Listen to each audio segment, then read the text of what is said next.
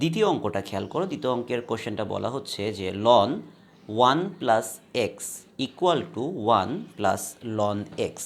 এই অঙ্কটা এক্স্যাক্টলি আগের অঙ্কটার মতোই, এখানে শুধুমাত্র পার্থক্যটা হচ্ছে যে লগের জায়গায় লন ইউজ করা হয়েছে।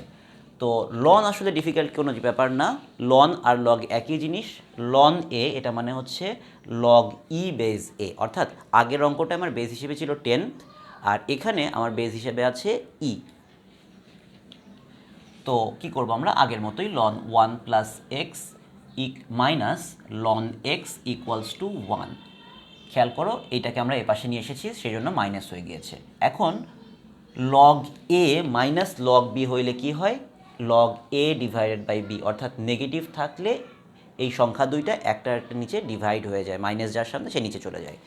So log a minus log b equals to log a divided by b equals to 1।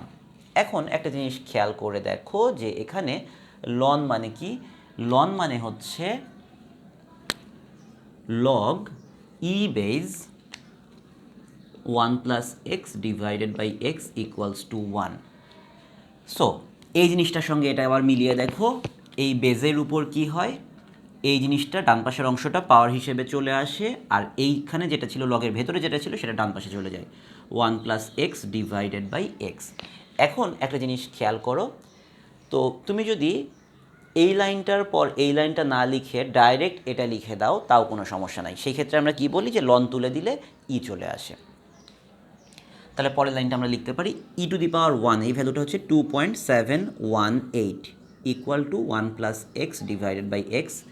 এই এক্সটাকে এই পাশে নিয়ে আসলে এটা মাল্টিপ্লাই হয়ে যাবে 2.718x equal to 1 plus x. পরের লাইনটা লিখতে পারি, এটাকে এই পাশে নিয়ে আসো, এই এক্সটা এই পাশে চলে আসলে মাইনাস হয়ে যাবে 2.718x minus x equal to 1, that means 1.718x equals to 1। তাহলে এক্সের ভ্যালুটা চলে আসবে 1 ডিভাইড বাই 1.718, যেই ভ্যালু কিনা চলে আসে 0.582। এটাই আমাদের অ্যান্সার। আমাদের এই ইকুয়েশনটাকে যদি আমি সলভ করি তাহলে আমি এক্সের ভ্যালুটা পেয়ে যাচ্ছি 0.582।